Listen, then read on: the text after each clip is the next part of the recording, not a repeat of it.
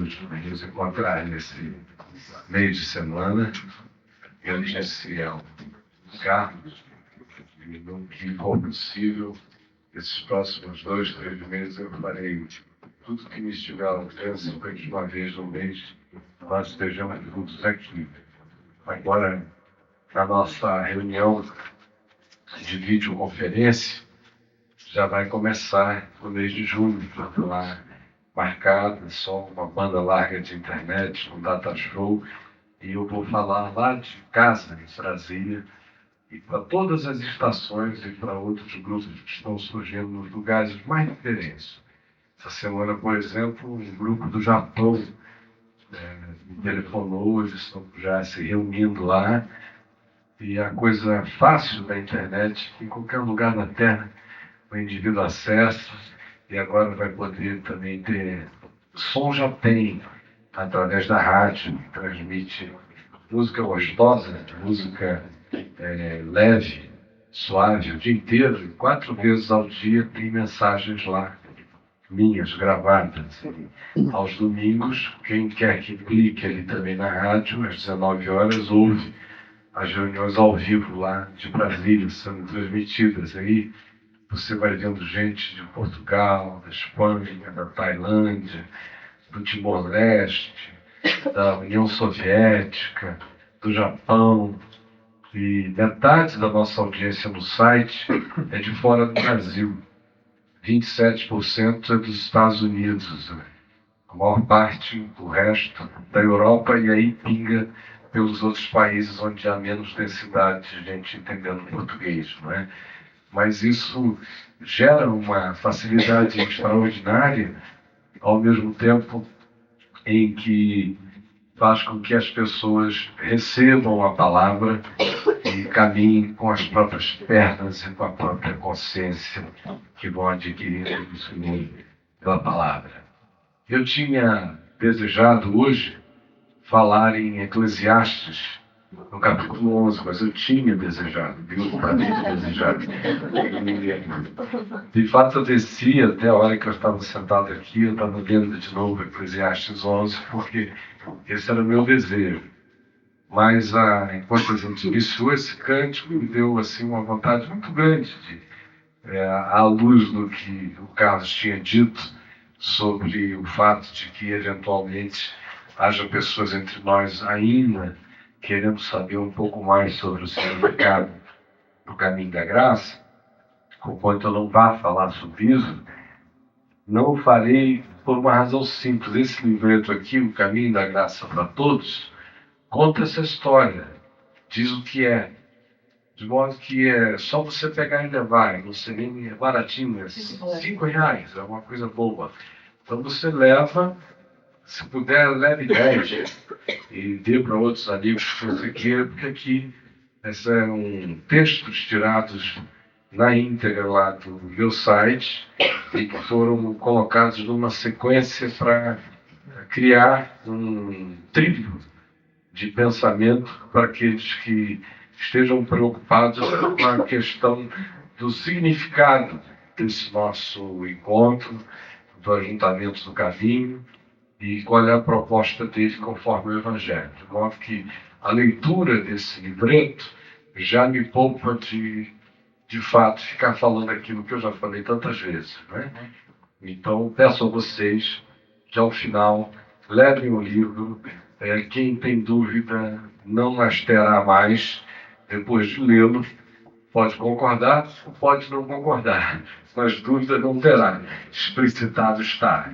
E, mais do que isso, eu gostaria de estimular você a levar mais de um, levar vários, para outras pessoas do seu convívio, que você queira presentear e dizer, dá uma lida nisso aqui para saber do que se trata.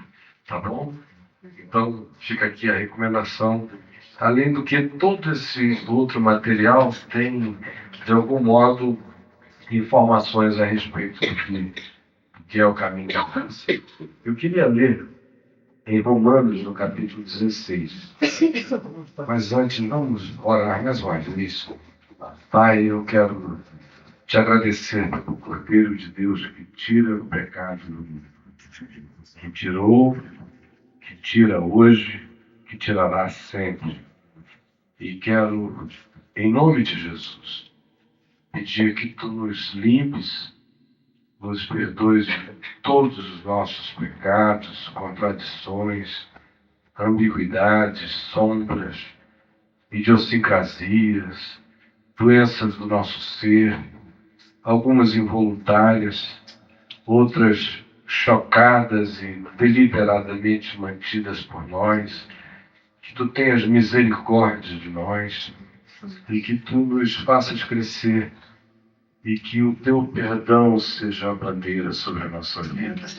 O amor seja sempre alçado sobre nós e que pela realidade do constrangimento do teu amor em nós, o nosso coração cresça para uma vida cada vez mais liberta, em consciência de ti e em percepção do significado do outro e de nós para ele e dele para nós, de nós para a vida e para o mundo.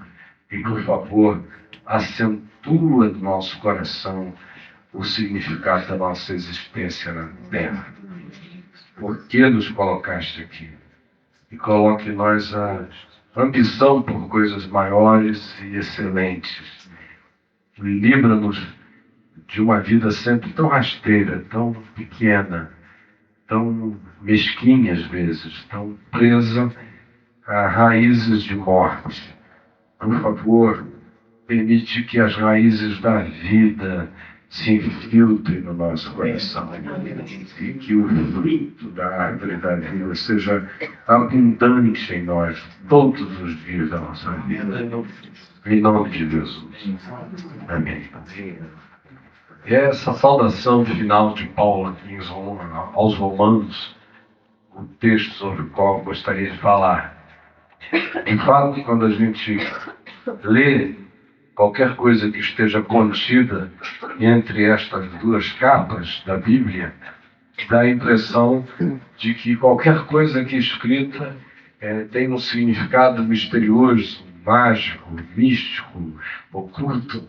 Ou seja, a gente mantém uma mentalidade meio gnóstica em nós, de que existe um mistério. Mas Paulo, quando estava escrevendo isso aqui, ele estava só escrevendo uma carta. Ele estava em Corinto, escrevendo uma carta para um pessoal amigo em Roma. E tudo que ele diz antes vem carregado do que ele entendia como evangelho. E, sobretudo, vem carregado do desejo dele de ser pertinente para com aquele público de amigos que iriam ler a carta dele. É porque ela está posta aqui na Bíblia, que para nós fica assim uma coisa tão extraordinária que tem gente querendo saber o significado do nome Priscila.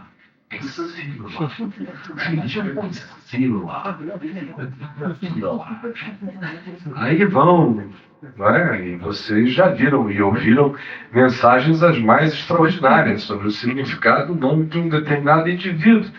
Que era como escrever para o Paulo e para o Carlos, a amada Lau, e por assim vai.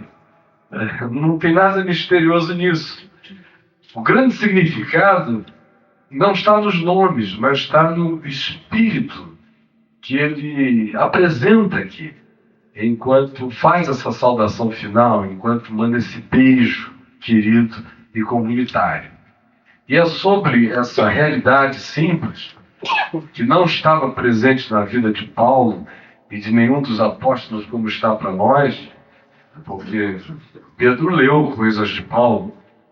Ele mesmo diz, o nosso irmão Paulo escreve coisas difíceis de entender, as quais os instáveis e corruptos deturpam para a própria perdição deles. Significa dizer que havia cartas de Paulo que passavam pelas mãos de Pedro, mas não havia internet nem e-mail, não havia essa intensidade de correspondências. Vocês vejam só que o Evangelho, o Novo Testamento, é feito de 4 narrativas do Evangelho, narrativas, 3 delas extremamente coerentes entre si, chamadas sinóticas, Mateus, Marcos e Lucas, ou pela ordem Marcos, Mateus e Lucas, e o texto de João, que em momento algum quer ser histórico, sequencial. Ele mesmo deixa claro no final: Jesus fez muitas coisas, eu, porém, vos escrevi estas aqui, para que creiais que Jesus é o Cristo, Filho de Deus, e para que, crendo, tenhas vida em seu nome. Ele não está tão preocupado com sequências na narrativa. Por exemplo, a purificação do templo em João acontece logo depois do milagre em Caná da Galileia. Nos outros evangelhos sinóticos é um episódio anterior à morte. Uma prova de que o que João estava querendo era pregar uma mensagem. Então, se os 3 evangelhos chamados sinóticos são narrativos, o de João não tem essa pretensão. Ele não gastou tempo dizendo quando foi que isso aconteceu mesmo. Ele só gastou tempo dizendo como foi que isto aconteceu. E quando aconteceu, o que foi dito. E ele organiza esse material de tal modo que no final ele seja uma mensagem clara sobre o significado de que Jesus é o Cristo, o Filho de Deus, e para que aqueles que nele creiam tenham vida. A vida dele, o modo dele ser, pensar, entender, discernir, agir, ou seja, é Deus conosco nos ensinando o que nós podemos ser como seres humanos e qual o significado da nossa relação com Deus na terra, sobretudo. A promessa da vida eterna está estabelecida o tempo todo, mas o Evangelho não é uma evasão do mundo real. Ele é, sobretudo, a aplicação do significado e do sentido da compreensão da boa nova, da reconciliação do homem com Deus, para ser vivida aqui e agora, hoje, já, no tempo presente, não como algo para a gente guardar e que só terá sua validade quando a vida, no presente momento histórico, acabar, se esvair. Essa é uma evasão que não tem nada a ver com a realidade do Evangelho. O Evangelho é para a vida agora. Já assim como o diabo veio para matar, roubar e destruir, Jesus disse: eu vim para que tenham vida e vida em abundância. Ou seja, do mesmo modo em que no tempo presente a obra satânica é morte, é destruição, é desconstrução, é divisão, do mesmo modo a obra do Evangelho realiza já vida e vida em abundância. Então, isto dito, a gente tem aqui diante de nós uma carta carregada de todos os significados do Evangelho, com o entendimento elevado que Paulo teve e obteve, discerniu do que os fatos históricos relacionados a Jesus, narrados nos Evangelhos, têm de significado espiritual para aquele que crê. Do contrário, a gente fica apenas com narrativas e fica sem o entendimento do aplicativo daquilo ali para a vida da gente. Mas, como eu dizia, o Novo Testamento é composto de 4 evangelhos, um livro histórico chamado de Atos e cartas.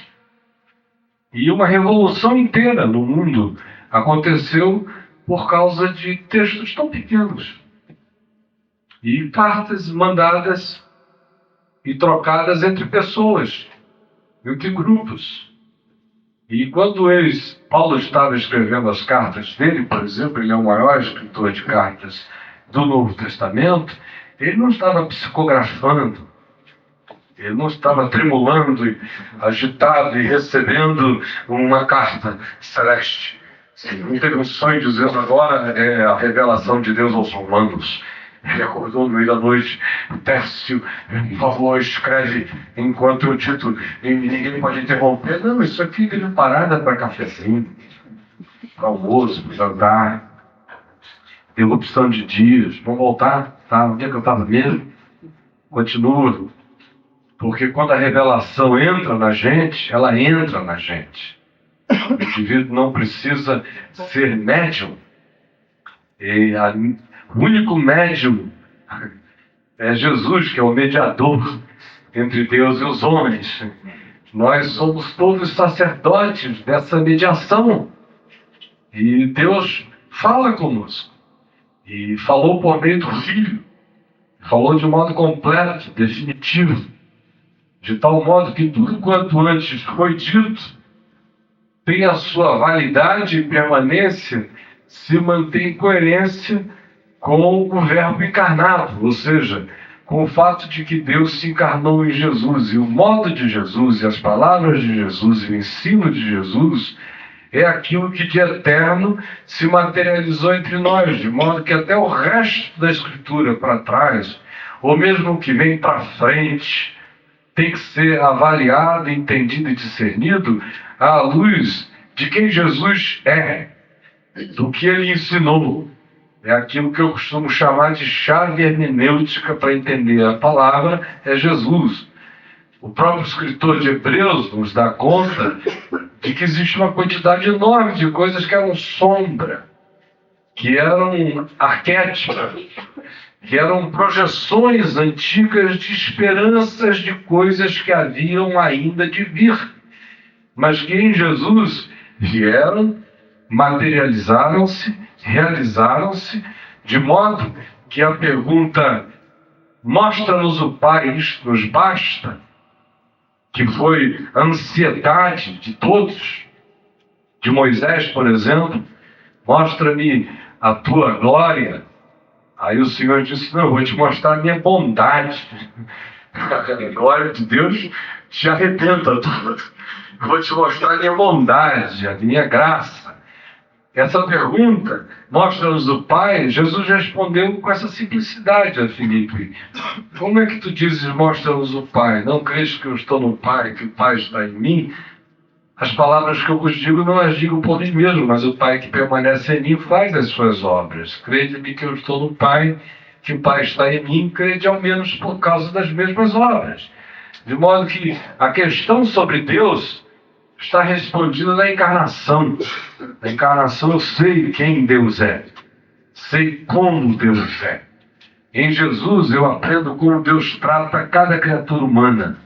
E aprendo que não existe uma régua, nem um padrão, porque em cada relação de Jesus no Evangelho, tudo que se observa é a não padronização. Você não vê nele jamais ações repetidas. Todas as relações de Jesus no Evangelho são pessoais. Ele não diz a mesma coisa para cada pessoa. Ele diz para cada pessoa cada coisa conforme a pessoa. Mas ele não entrega um manual. Ao contrário, a pessoalidade desse vínculo e a pertinência que respeita o momento, o significado, a existência da pessoa é a realidade mais gritante do Evangelho, o que nos faz crer com toda certeza de que a vontade de Deus é ter uma relação pessoal com cada um de nós. Existem aquelas coisas de natureza universal no Evangelho e existem milhares de outras cujas aplicações são pertinentes apenas à nossa relação com Deus, cada um de nós com Deus, porque cada um de nós é único e singular. Pensando assim, é que eu quero ler aqui Romanos 16, especialmente para quem está chegando nessa estação do caminho, que não é aquilo que a gente se acostumou a pensar como igreja. Igreja é, sobretudo no nosso imaginário, na nossa mente, um lugar com uma geografia, com um endereço, com uma placa, com funcionamentos bem estruturados, com um clero diferenciado do povo, com tons oficiais e com indivíduos superiores a outros como indivíduos, a tal ponto que nesses dias a loucura é tão grande, o despotismo é tão nojento, a tirania é tão horrorosamente diabólica, que a maioria daqueles que se ajuntam naquilo que a gente chama de igreja temem os seus pastores têm pavor de suas palavras, de suas maldições, de suas ameaças. O cara ganha logo uma espécie de imunidade parlamentar celestial, né?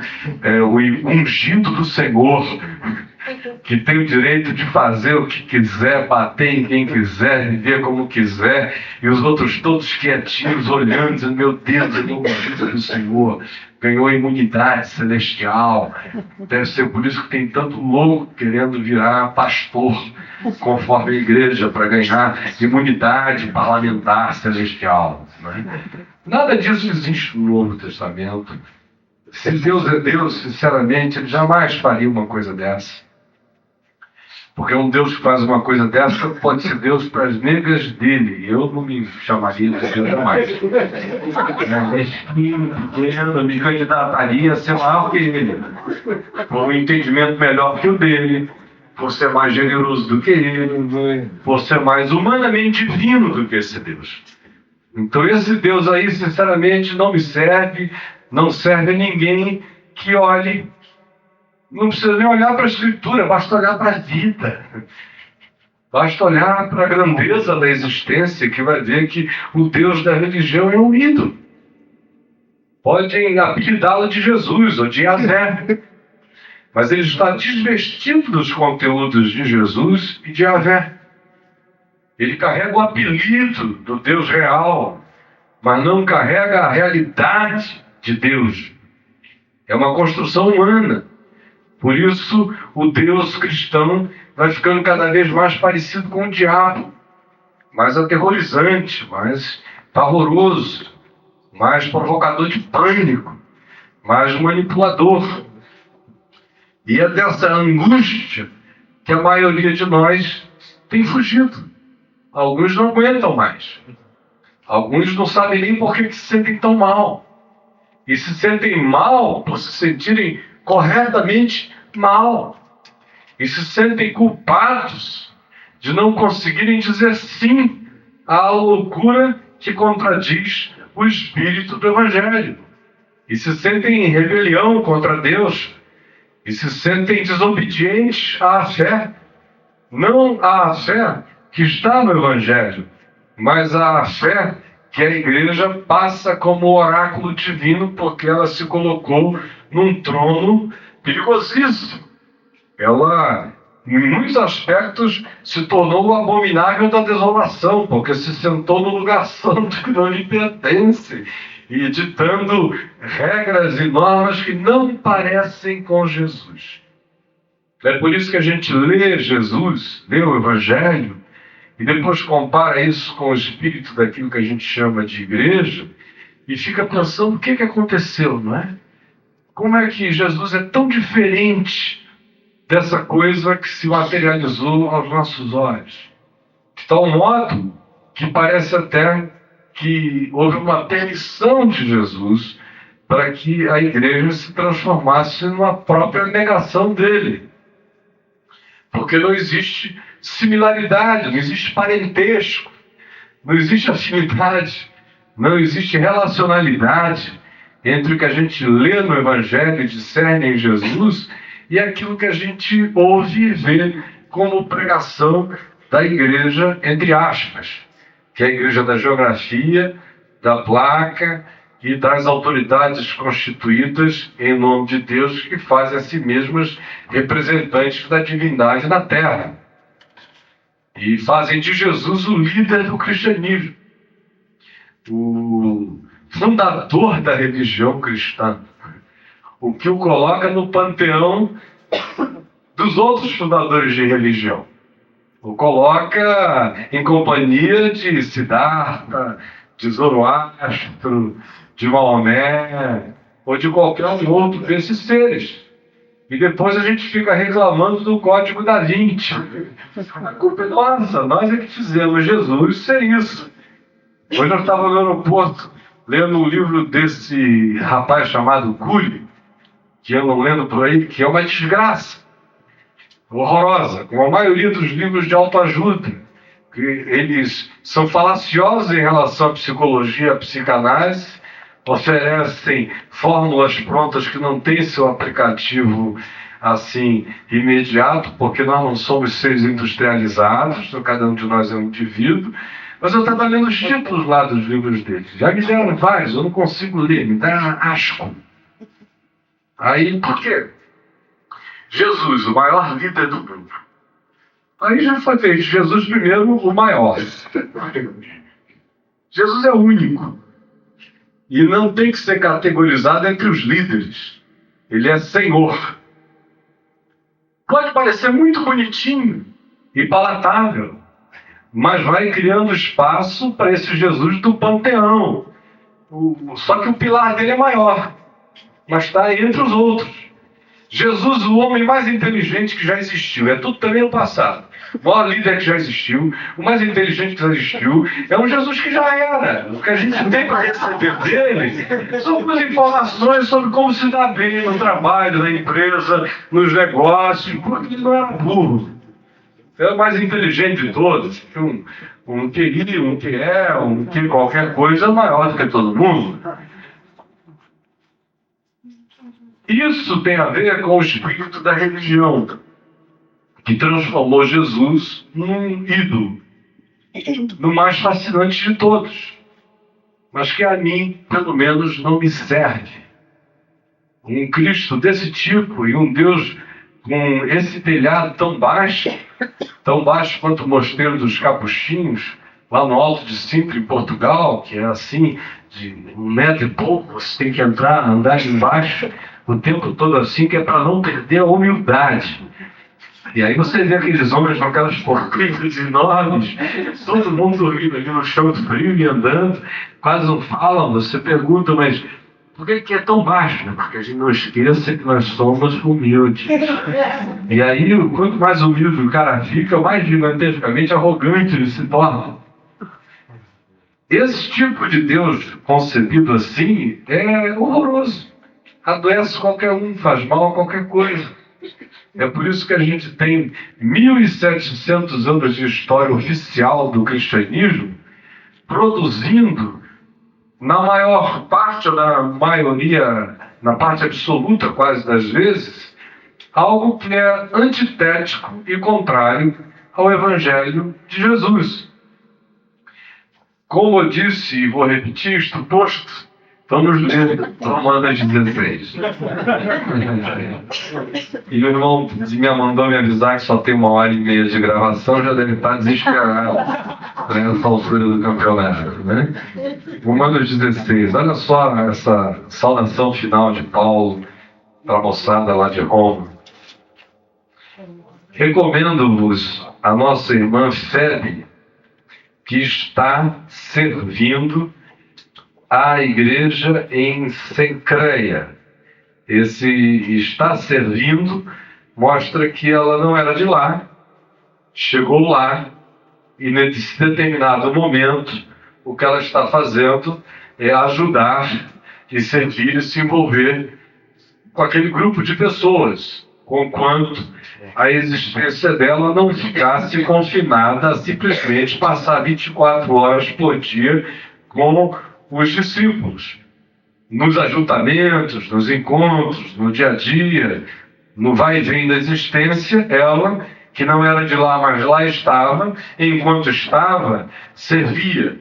Esse é um outro elemento que eu tenho enfatizado muito nos últimos anos, que é a questão do hebraísmo existencial que a Escritura ensina, porque o hebreu é o ser andante que cruza as fronteiras, é um ser em movimento, tanto interior e existencialmente, como alguém sem medo de atravessar as geografias no mundo, sejam aquelas geográficas mesmo, ou sejam aquelas geografias culturais, ou as fronteiras culturais, que às vezes não demandam que a gente vá para o outro lado do oceano, basta atravessar a rua que você já encontra uma outra tribo, né? Recomendo-vos a nossa irmã Febe, que está servindo a igreja de Cencreia, para que a recebais no Senhor como convém a santos, e a ajudeis em tudo de que vos vier a precisar, porque tem sido protetora de muitos, e de mim, inclusive. Saudai a Priscila, a quem Paulo, com intimidade, em outras ocasiões, chama de Prisca, o que mostra que esse é um apóstolo, não é pai-apóstolo esse apóstolo aqui. É descomplicado, as pessoas podem ter diminutivos para ele. Não me admiraria se ela também o chamasse de Paulinho. Prisca, ou Priscila e Áquila, que é o marido dela, meus cooperadores em Cristo Jesus, mas que estavam agora em Roma. Tinham viajado, Paulo os havia encontrado em Corinto, agora eles estão em Roma. Saudação a eles, os quais, pela minha vida, arriscaram as suas próprias cabeças. No texto grego é literalmente seus pescoços. Botaram a cara para fora para apanhar por causa de Paulo. E viveram com as consequências. Isto lhes agradeço. Não somente eu, mas também todas as igrejas dos gentios, que eram as comunidades todas que não eram judaicas. Acho que Paulo foi plantando enquanto caminhava. Ele e vários outros, mas ele, indubitavelmente, foi o maior plantador dessas sementes que acabaram se transformando em estações, em igrejas, em encontros, em convívio, mas que não eram evasões do resto da vida nem da realidade. Saudar igualmente a igreja que se reúne na casa deles. Estavam morando lá e agora tem um grupo se reunindo com eles. Saudai a meu querido Epineto, cada nome maravilhoso, né? Espero que vocês não achem o nome tão inspirado, coloquem o nome dos filhos assim, porque aqui tem uma lista de nomes que se você botar numa criança no Brasil, ela vai ficar complexada até a morte. Querido Epineto, primícias da Ásia para Cristo, ou seja, foi um dos primeiros indivíduos na Ásia Menor a crer no Evangelho. Portanto, é uma pessoa que carregava uma memória histórica. Era alguém já encanecido, envelhecido, experimentado em anos. Estava presente lá, e Paulo diz, é meu querido, o meu querido Epineto. E não esquece de que foi a partir dele que aquela semente na Ásia começou. De modo que há uma gratidão, um reconhecimento, uma percepção do significado desse irmão. Na jornada, na caminhada. Saudai a Maria, que muito trabalhou por vós. Trabalhou tanto que agora já não trabalha tanto, não é? A Maria envelheceu, cansou, mas está presente e é afirmada. Saudai a Andrônico e a Júnias, meus parentes e companheiros de prisão, os quais são notáveis entre os apóstolos, o que mostra que, para além dos 12 apóstolos, na consciência daquela comunidade, havia percepção de que determinadas pessoas, não auto-ordenadas, nem ordenadas por ninguém, mas carregavam dentro de si um dom apostolar, ou seja, eram pessoas que levavam consigo aquela disposição e aquela vontade e aquela pulsão de irem semeando em lugares não semeados a palavra, porque o significado de apóstolo é enviado. São pessoas que se deixam enviar, e enviar para lugares onde normalmente ninguém chegou com a palavra. Hoje em dia os apóstolos aqui do Brasil já tem quase uma associação dos apóstolos do Brasil, né? Tem um presidente de pelo menos uma das facções apostólicas, porque o espírito faccioso é tão grande que nem os apóstolos se entendem no Brasil, já saíram no pau para todo lado, né? Mas eles se sentam em tronos e querem ser servidos. E o espírito do evangelho, desse apostolado, é diferente do que se aplicou entre nós. Entre nós, Isso significa um lugar de extremíssima honra. É o teto anterior à elevação a arcanjo celestial. É o último piso humano. Dali para frente o cara vira querubim. Ou é outra coisa, né? Contrariamente ao espírito do Evangelho, que é um office boy. O apóstolo é um office boy. É um boy de Deus. É o cara que é enviado. Enviado não tem nada. Não tem tudo.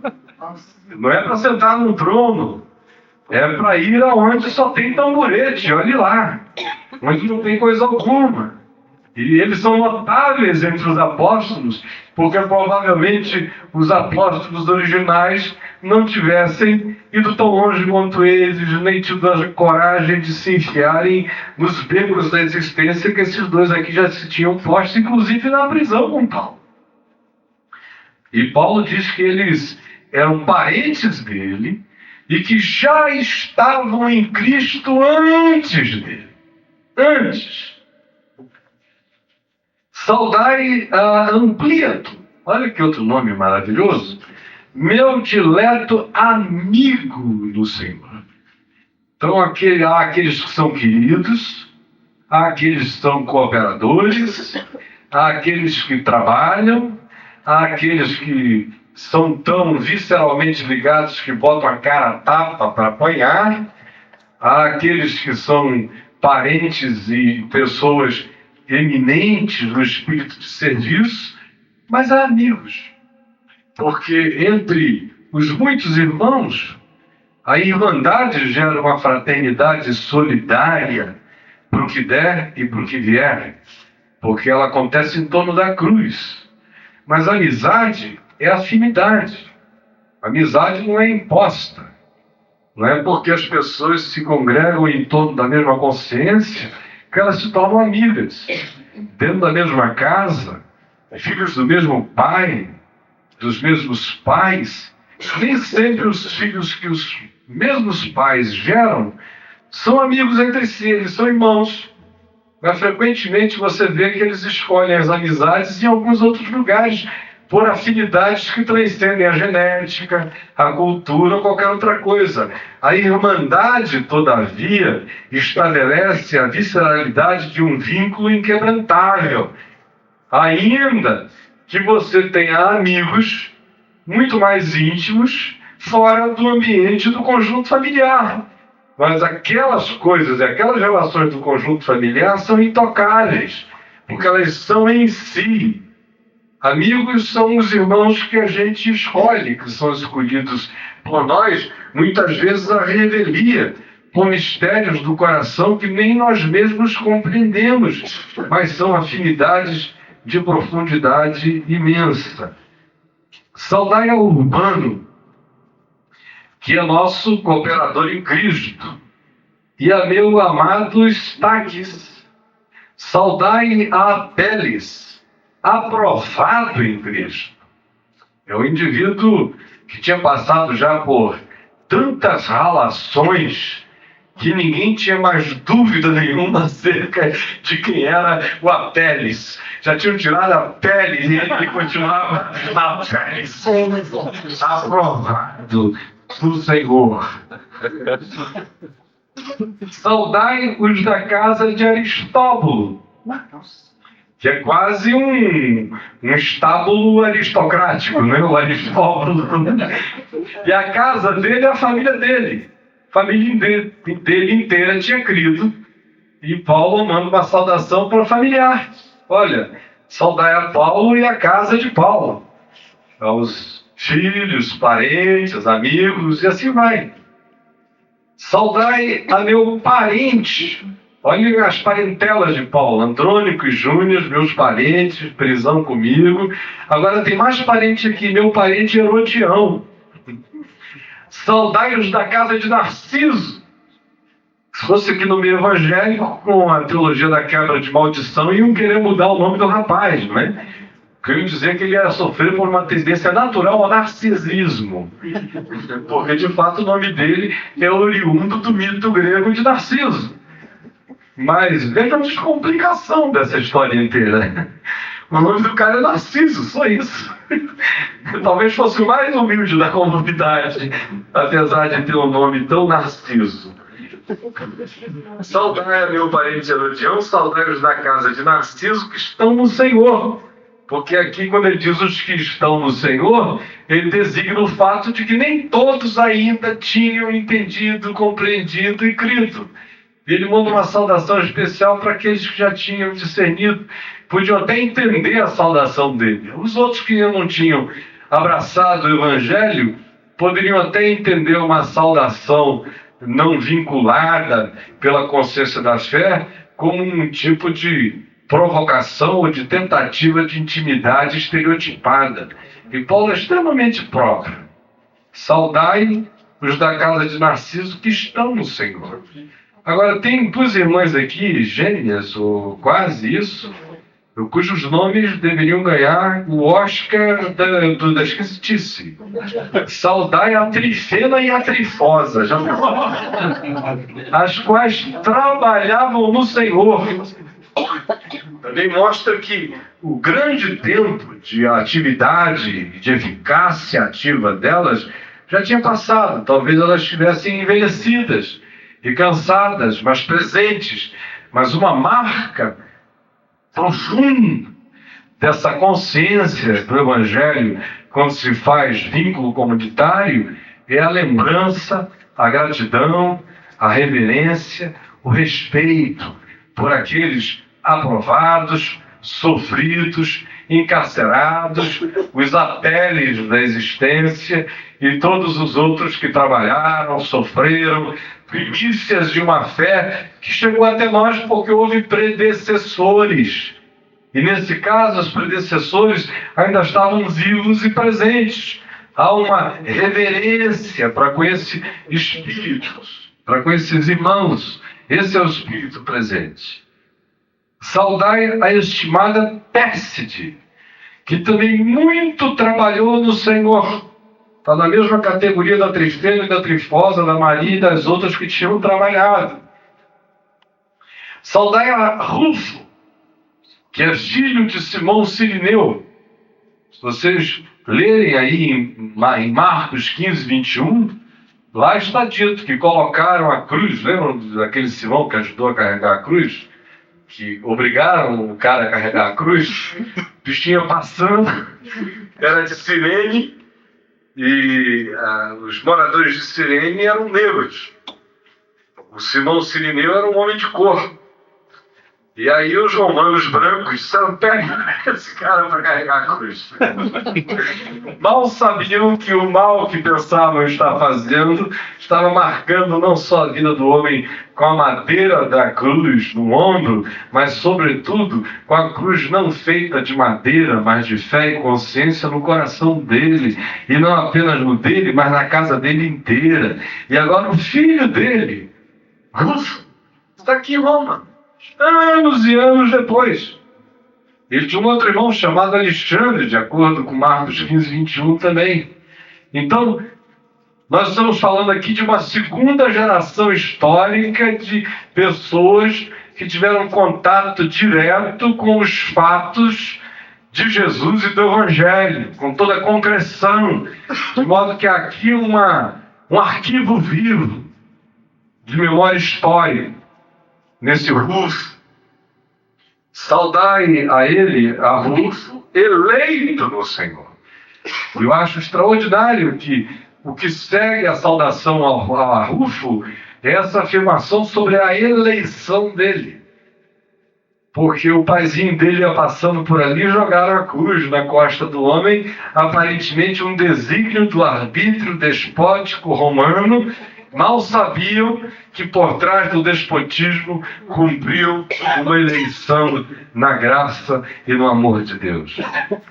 Eleito no Senhor, e igualmente a sua mãe, que também tem sido mãe para mim. E o extraordinário nesse apóstolo, nesse Paulo, é que ele é filho de pessoas também. Ele aceita a maternidade, ele aceita o carinho materno, ele aceita carinhos paternos, ele aceita carinhos fraternos, ele tem reverência para com os que estavam em Cristo antes dele, ele tem reverência para com aqueles que foram primícias de sementes do Evangelho em outros lugares, ele tem gratidão para com os que puseram a cara a tapa para defendê-lo, e ele aceita a realidade que a mãe de Rufo, mulher de Simão o Cirineu, o tratou a vida inteira como uma mãe.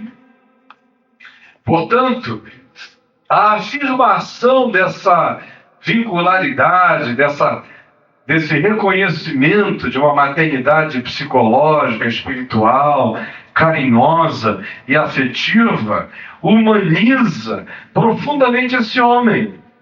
Outra vez, evocando a doença dos apóstolos contemporâneos, nenhum deles tem mãe. Até a mãe dos caras deixa de ser mãe quando eles viram apóstolos. Chega em casa já estendendo a mão. Beija, minha mãe, o meu anel apostólico. Mas esse aqui é simples. E a mãe de Rufo tem sido mãe para mim. Não só foi, mas ele diz tem sido, mostrando que a alma dele desfrutava daquele vínculo, e aquele não era um vínculo passado, era uma realidade presente, assimilada e reconhecida por ele. Saudai a Asíncrito, olha que maravilha, Flegonte, parece nome de remédio para alguma coisa, não é? Toma um Flegonte. Hermes é um outro nome de deus grego, que não foi rebatizado.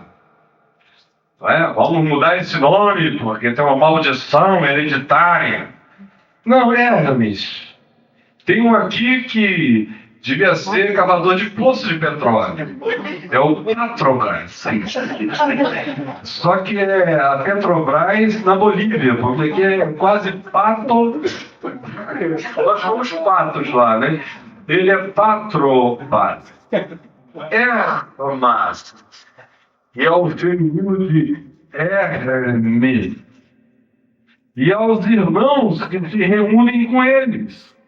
Então, juntamente com esse grupo aqui, lá em Roma, com Asíncrito, o Flegonte, o Hermes, o Patrobras e a Hermas, havia uma comunidade, uma estação de gente se reunindo com eles. Saudai a Filólogo. Você aqui é um especialista em línguas. Filólogo. A ironia se ele fosse analfabeto, né, com esse nome. Saudai a Filólogo.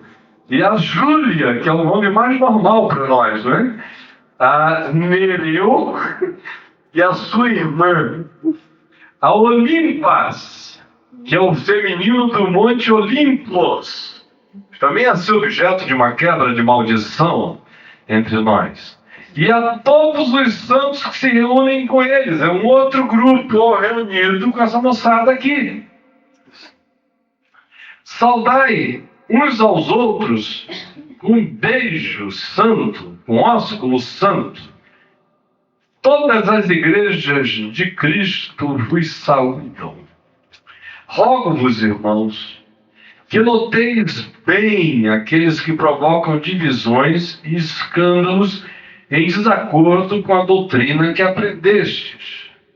Afastai-vos deles, do pessoal que causa divisão e que está presente apenas para tentar produzir o tropeço. Paulo não tem o menor pudor de dizer, olha, nós não estamos disputando nenhum cargo eleitoral.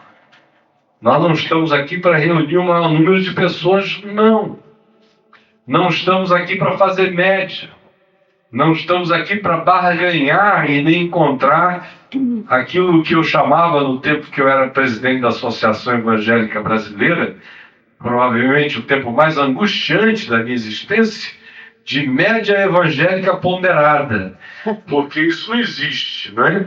Não existe nada de ponderado entre os evangélicos. Portanto, nem média dá para fazer, porque as posições são tão antitéticas que não é possível nem fazer síntese. E aí vem Paulo e diz aqui, Podem se afastar desses aí. Vocês não têm que incluir os que excluem. Vocês não têm que incluir os que chegam para dividir. Quem carrega o espírito do diabolos, da divisão, diabo significa o divisor, aquele que divide, esse espírito tem que ficar fora. E nenhum de nós dizer está aqui no negócio de botar para dentro qualquer um de qualquer modo. Tem que haver consciência, tem que haver entendimento, tem que haver harmonia, tem que haver disposição de caminhada juntos, tem que haver um mínimo de base de entendimento no Evangelho. Do contrário, se for um outro Evangelho, pode ser quem for, não nos interessa, de fato. Procure o seu próprio grupo e, como Paulo diz em algumas ocasiões, prossigam enganando e sendo enganados. Uma coisa interessante é que você vê que o chamado pecado sexual, que entre nós tem assim o tamanho do Monte Everest no seu significado, né? Parece que o único pecado evangélico é o pecado que se peca com o pinto, é o pecado sexual. É só ali que habita aquela geografia da maldade. É o único. O cara pode ser arrogante, pode ser perverso, pode ser um egoísta mesquinho, um avaro, um ser utilitário, que abusa dos outros, pode se tornar tirano da comunidade, mas se ele se segurar nessa área, ainda que a cabeça dele seja um bordel, né? E geralmente quanto mais o cara se sente sexualmente provocado, mais ele tende a se tornar legalista. Porque o caminho da lascívia solta, ou da lascívia pulsante dentro do coração, é empurrar o indivíduo para um dos polos. Ou ele se solta completamente, se torna um promíscuo, e aí ele desenvolve o que depois se veio a chamar de teologia, que é uma coisa que Jesus também nunca ensinou, foi teologia. É um contrassenso. Teo é Deus, e logia vem daquilo que é lógico, ou logificável, ou sistematizável. Então, se é Deus, sinceramente, não é lógico. Porque se for lógico, não é Deus. Portanto, a teologia é uma frase suicida em si mesma. É por isso que o dom dela é matar as almas, na maioria das vezes. Paulo, no entanto, como eu ia dizendo, apesar de em 1 Coríntios, no capítulo 5, ele recomendar aquela disciplina ao indivíduo que estava pegando a mulher do pai, né, que não era mãe, no incesto consanguíneo, o pai devia ser um viúvo que casou de novo. E a viúva dava mole e o cara pegava.